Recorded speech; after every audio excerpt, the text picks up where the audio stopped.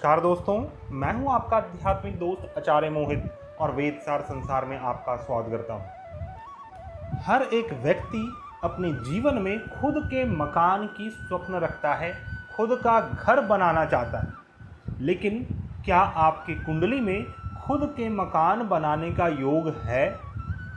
ज्योतिष शास्त्र में खुद के मकान बनाने के लिए कई सारे अध्ययन करना ज़रूरी होता है, लेकिन जैमिनी मुनि ने अपने सूत्रों में बहुत ही सटीक फलादेश दिया है और बहुत ही सिंपल है।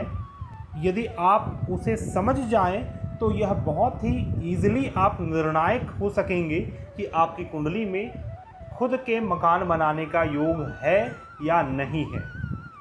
जैसा कि हम जानते हैं, जैमिनी सूत्रों को समझने के लिए हमें कारकांश कुंडली को समझना आवश्यक होता है। और यदि आपको परफेक्टली एग्जैक्टली निकालना है कि क्या रियल में आपके जीवन में खुद का मकान बनाने का योग है या नहीं है, तो उसके लिए आपको कारकांश कुंडली के चतुर्थ भाव को अध्ययन करना होता है। तो बहुत ही सिंपल सा टेक्निक है। यदि आपके कारकांश कुंडली में चतुर्थ भाव में कोई भी ग्रह स्थित हो, बुध ग्रह को छोड़कर कोई भी ग्रह स्थित हो, तो आप अवश्यमेव अपने जीवन में अपने ही नाम से एक घर तो अवश्य बनाएंगे। और यदि कोई ग्रह स्थित नहीं है तो यह आप देखें कि किसी ग्रह की दृष्टि पड़ रही है या नहीं। लेकिन कारकांश कुंडली में चतुर्थ भाव में कोई भी ग्रह ना हो या फिर सिर्फ बुध ग्रह हो और या फिर सिर्फ बुध ग्रह की दृष्टि हो और किसी भी ग्रह की दृष्टि ना हो, तो उस स्थिति में जातक का खुद का मकान नहीं बन पाता है। जीवन भर जातक किराए के मकान में वास करने वाला होता है। तो दोस्तों, इस सूत्र को पूर्ण रूप से समझने से पहले आप सभी से अनुरोध करना चाहूँगा, यदि आप हमारे चैनल में न्यू हैं तो कृपया हमारे चैनल को सब्सक्राइब करें, हमारे इस वीडियो को ज़्यादा से ज़्यादा लाइक करें, शेयर करें तथा हमारे प्लेलिस्ट को अवश्य विजिट करें। तो दोस्तों, इस सूत्र को समझने के लिए सबसे पहले आपको अपने कारकांश कुंडली को बनाना जानना होगा। मैंने कई सारे वीडियोस में बतलाए हैं आपको, अभी फिर से लघु रूप में आपको बतलाना चाहूँगा। कारकांश कुंडली बनाने के लिए सबसे पहले आपको यह देखना होता है कि कौन सा ग्रह आपका आत्माकारक ग्रह है। आत्माकारक ग्रह का अर्थ होता है आपकी कुंडली में सबसे अधिक हाईएस्ट डिग्री होल्डर वाले जो प्लैनेट हैं वह आत्माकारक है। जिस भी ग्रह की सबसे अधिक डिग्री है, राहु केतु को छोड़कर बाकी के 7 ग्रहों का अध्ययन करना है। उस ग्रह को फाइंड आउट करके जान लेना है कि यह ग्रह आपके आत्माकारक ग्रह है। अब आपको उस आत्माकारक ग्रह को अपने नवमांश कुंडली में देखना है कि कौन सी राशि में वह आत्माकारक ग्रह स्थित है। जिस भी राशि में आपके नवमांश कुंडली में आत्माकारक ग्रह स्थित है, उस राशि को लग्न में लेते हुए एक कुंडली का निर्माण आपको करना है। और उसमें जब ग्रहों को स्थित करने की बात आए तो आपको अपने जन्म कुंडली के आधार पर ग्रहों को उसमें स्थित करना है। जिस भी राशि में जो ग्रह हैं आपके जन्म कुंडली में, उसी राशि में उस ग्रह को स्थित कर देना है। यहाँ पर भाव के ऊपर ध्यान नहीं रखना है, सिर्फ और सिर्फ राशि के ऊपर ध्यान रखना है। जिस भी राशि में जो भी ग्रह हो आपकी जन्म कुंडली में, उस राशि में उस ग्रहों को आप बिठा दें और यह जो कुंडली बनेगी यह आपके कारकांश कुंडली बनेगी।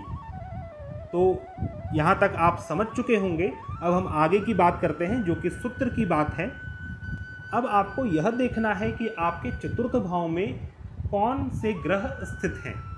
यदि कोई ग्रह स्थित है तो आप अवश्य ही अपने जीवन में अपना खुद का घर बना सकेंगे। सिर्फ यहाँ पर बुध ग्रह को नहीं लेना है। और फॉर एग्जाम्पल आपके कारकांश कुंडली के चतुर्थ भाव में कोई भी ग्रह ना हो, तो आपको यह देखना है कि किस ग्रह की दृष्टि पड़ रही है चतुर्थ भाव में। यदि बुध ग्रह को छोड़कर किसी भी ग्रह की दृष्टि पड़ती है तो आप अपने जीवन में अवश्य ही अपना खुद का मकान बना सकेंगे। तो आशा करता हूँ यहाँ तक आप समझ चुके होंगे। अब हम आगे की बात करते हैं कि कौन से ग्रह स्थित हों तो किस प्रकार का मकान आप बनाएंगे। तो कारकांश कुंडली के चतुर्थ स्थान में यदि चंद्रमा और शुक्र ग्रह, ये दोनों ही ग्रह एक साथ स्थित हो, तो ऐसा जातक अपने जीवन में बहुत ही बड़ा और आलीशान महल का स्वामी होता है, खुद से अपने महल को बनाने वाला होता है। उसी प्रकार कोई भी ग्रह बुध ग्रह को छोड़कर यदि अपने स्वराशि में स्थित हो आपके कारकांश कुंडली में, तब भी जातक बड़े घर का स्वामी होता है। उसी प्रकार कोई भी ग्रह अपने उच्च की राशि में स्थित हो तब भी जातक बड़ा महल बनाने वाला होता है। यदि कारकांश लग्न के चतुर्थ भाव में शनि और राहु ग्रह एक साथ स्थित हो या फिर इन ग्रहों की दृष्टि पड़ती हो तो ऐसा जातक पत्थरों का बनाया हुआ मकान में वास करता है और अपने जीवन में पत्थरों से मकान को बनवाता है। वहीं दूसरी ओर मंगल या फिर केतु ग्रह स्थित हो या फिर मंगल और केतु साथ में हो या फिर इन ग्रहों की दृष्टि पड़ती हो तो ऐसा जातक अपने जीवन में ईंटों का मकान बनवाने वाला होता है। उसी प्रकार बृहस्पति की दृष्टि हो या फिर बृहस्पति ग्रह स्थित हो तो ऐसा जातक अपने जीवन में लकड़ी का मकान बनवाता है और उसमें वास करता है। और यदि सूर्य ग्रह स्थित हो या फिर सूर्य ग्रह की दृष्टि पड़ती हो तो ऐसा जातक घास फूस के मकान में वास करता है, घास फूस का मकान को बनवाता है। तो यहाँ पर हमने बुध ग्रह को छोड़कर बाकी के सभी ग्रहों को कवर कर लिया है। सूत्र यह कहता है कि यदि जातक के कारकांश कुंडली में चतुर्थ भाव में बुध ग्रह बैठा हो या फिर सिर्फ और सिर्फ बुध ग्रह की दृष्टि पड़ती हो तो ऐसा जातक आजीवन भर अपना खुद का मकान नहीं बनवा पाता है और किराए के मकान में अपने जीवन को निकालता है। अर्थात कि इस सूत्र से आपको यह समझना चाहिए, निश्चिंत हो जाना चाहिए कि यदि आपके कारकांश कुंडली के चतुर्थ भाव में कोई भी ग्रह स्थित हो और कोई भी ग्रह की दृष्टि पड़ती हो तो आपके सिर के ऊपर अपना छत तो अवश्य होगा। किंतु यह बात का अवश्य ध्यान रखें कि बुध ग्रह मकान नहीं देता है और मकान विहीन बनाता है।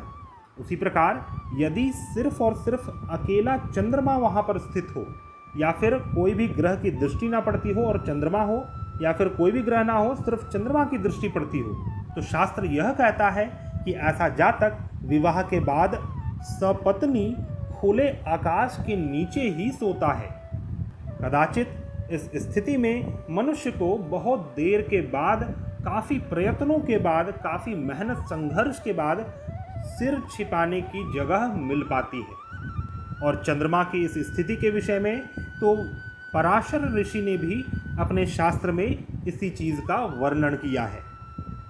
तो दोस्तों यह एक बहुत ही सटीक सूत्र है जो कि जैमिनी सूत्र से लिया हुआ है और बहुत ही सिंपल है, सरल है। इसके कैलकुलेशन से आप एग्जैक्टली निकाल सकते हैं कि आपके जीवन में खुद का मकान होगा या नहीं होगा।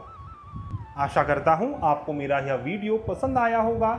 यदि आपको हमारे वीडियोस पसंद आते हैं तो कृपया हमारे चैनल को सब्सक्राइब करें, हमारे इस वीडियो को ज़्यादा से ज़्यादा लाइक करें, शेयर करें तथा हमारे प्लेलिस्ट को अवश्य विजिट करें। यदि आप किसी प्रकार की समस्या से जूझ रहे हैं और उसका समाधान ज्योतिष शास्त्र के माध्यम से चाहते हैं तो आप हमारे से कांटेक्ट कर सकते हैं। हमारा कांटेक्ट डिटेल्स आपको मेरे डिस्क्रिप्शन बॉक्स में मिल जाएगा। हम मिलते हैं नए वीडियो में, तब तक के लिए धन्यवाद। जय हिंद।